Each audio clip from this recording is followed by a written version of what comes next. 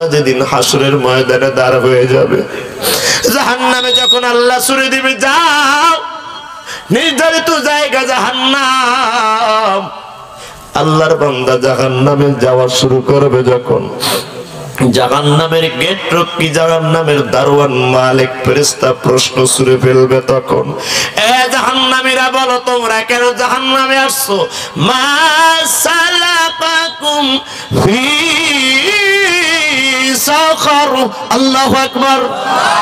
এ জাহান্নামীরা কেন কেন কেন তোমরা জাহান্নামে আসছো?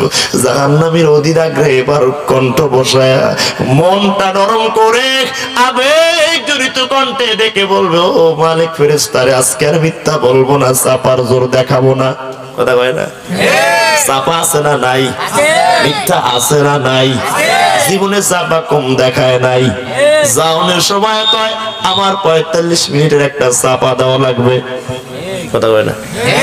আর সময় নাই, এখন পালায় যান, সময় আছে, পালায় যান।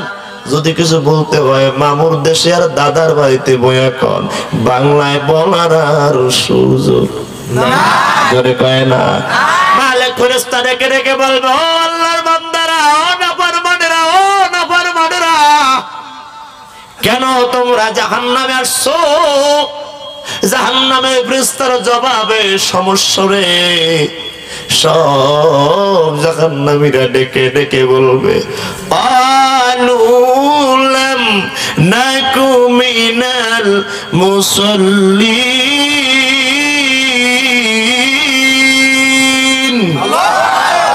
ও জাহান্নামের মালিক ফেরেশতা, দারোয়ান গেট রক্ষী ফেরেশতা, শোনো, আমরা জাহান্নামে আসার প্রধান কারণ হলো আমরা নামাজি ছিলাম না। আজান শুনছি, খেতে কাজ করছি, আজান শুনছি, ঘুমায় রইছি, আজান শুনেছি, দোকানে আড্ডায় মাতোয়ারা হয়েছি, আজান শুনছি, গেমসে আসক্ত ছিলাম, আজান শুনেছি, আড্ডায় বসেছি, কিন্তু নামাজ পড়ি নাই, নামাজ পড়ি নাই। আমরা আজকে জাহান্নামে আসার প্রধান কারণ হলো আমরা নামাজি ছিলাম না। বাংলার মানুষের পায়ে হাত রেখে যদি বলতে কোন রাজি আছি, জীবনের দান সদকা যা যেখানে করেন না কেন, হজ নসিহত, এগুলোর দাম থাকবে তখন নামাজ আদায় করবেন যখন। জীবনে যদি নামাজ না থাকে, এই দানেরও কোনো লাভ আশা সওয়াব পাওয়া যাবে না। নামাজ যে আল্লাহর বান্দা পড়ে, তার সাথে আল্লাহর সাথে সম্পর্কে সিঁড়ি তৈরি হয়ে যায়। নামাজ যে পড়ে না, রবের সাথে সম্পর্ক সে রাখে না। যদিও কত আল্লাহর বান্দা চায়ের দোকানে বসে কয়, নামাজ না পড়লে কি হবে, ইমানে কোনো ঘাটতি নাই। আছে না নাই? বিরক্ত হচ্ছেন? যেই বেটা চাকরি করে তার জীবনে বেতন আছে না নাই? জোরে বলেন। যেই বেটার জীবনে চাকরি নাই তার ভিতরে কি বোনাস আছে? বেতনই তো নাই। যার দিলের ভিতরে ঈমান নাই তার ঘাটতি আসবে কোন জায়গায়? ঘাটতি তো তার থাকতো দিলে যদি ঈমান থাকতো। যেই ব্যক্তি নামাজ আদায় করে না, ওই ব্যক্তির হৃদয় ঈমান নাই, এজন্য ঘাটতির আশা করা যায় না। ইমানদারির মাঝে করো ভণ্ডামি যত, সময় মতো খাইবে ধরা, সারা পাইবে না তো।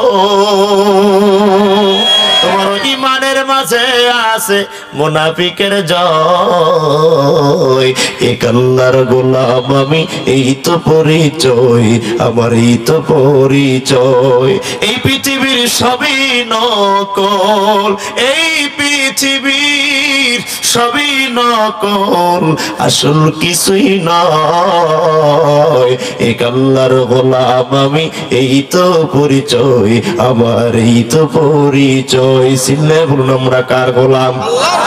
জিহ্বা নারায় আসমানের দিকে হাতটা টান টান করে উঠান, সবাই উঠান উঠান উঠান। এবার নারায় তাকবীর দিয়ে বলুন আমরা কার গোলাম? আর যদি জিহ্বা নারায় কারণ আল্লাহু আকবার এমন একটা আওয়াজ দেন নাই, হৃদয়ের সব আওয়াজ বুলন্দ করে আকাশ বাতাসকে মুখরিত করে পড়ুন আল্লাহু আকবার। আমরা গোলাম নাকি মুনিব? আমরা গোলাম নাকি মুনিব? কার গোলাম? এবার হাতটা নামান, আমার দিকে তাকান। গোলাম তো সে গোলামি করে যে, বান্দা তো সে বন্দিগি করে যে। যার জীবনে বন্দিগি নাই তার জীবনে